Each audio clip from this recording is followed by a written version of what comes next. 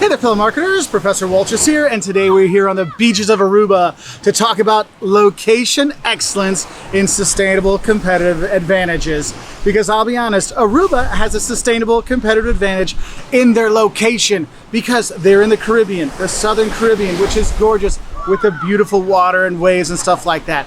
But also, they're not in the hurricane belt, so they're not worried about the hurricanes coming through in July, August, September, October, November, where you have to worry about that if you're thinking of going to Cuba or Santo Domingo or Puerto Rico or something like that. And so they have this advantage. And so what I want to talk about today are this idea of location advantage in sustainable competitive advantages, okay? Now, if you're looking at in terms of location, obviously, if we can get a location that's going to give us an advantage over our competitors, that's going to help. Now, we can't move our business to Aruba. I wish we could because it's so beautiful here. And so what you end up seeing is, it's kind of like this. Have you ever wondered why when there's a new big intersection somewhere and there's a new building going up, it usually has a Walgreens or a CVS pharmacy or something like that right there?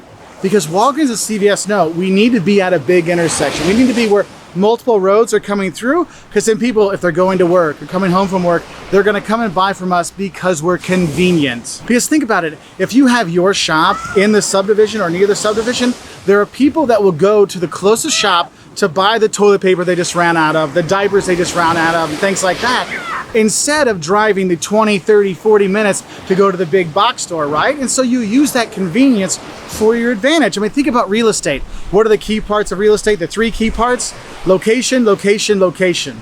And that's what the Walgreens and stuff are doing.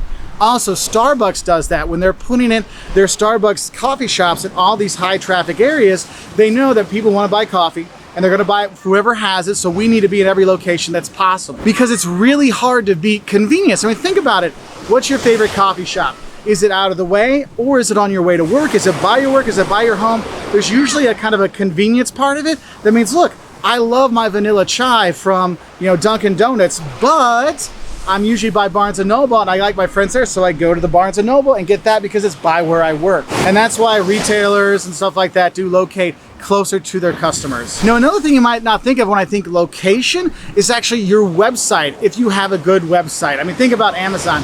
It is so easy to shop on Amazon that we just think about that. Instead of looking at the Hasbro.com website to buy a Hasbro toy, I'm just going to go to Amazon and do it there because their website is so simple. And that location of that website does make things a lot easier. And it keeps you buying. I mean, think about the location of, I can buy the toy or I can buy the video game there, and then they'll recommend, hey, don't forget you need a second controller so your kids don't fight against each other over the one controller. Oh, that's right. And so that's adding value to it, okay?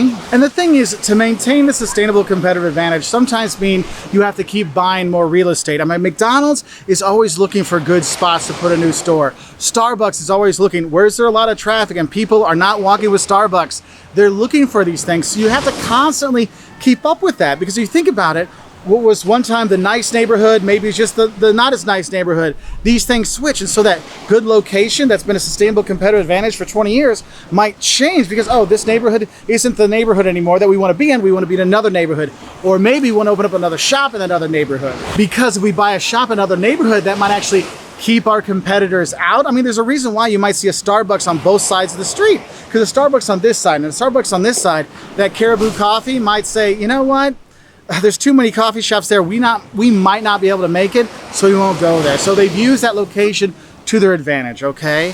So I hope this helps you understand better what a sustainable competitive advantage is in terms of the location excellence. If you want to learn more, like the overall definition of sustainable competitive advantage, those are competitive advantages that companies have that they can maintain over the long term, though eventually they do kind of wear away like I was talking about. We have another video that goes through the basics of it with some of the other ones. So I hope it helps you out, and I'm going to enjoy this location advantage of Aruba by enjoying the sun and the sea. And I'll say bye from Aruba.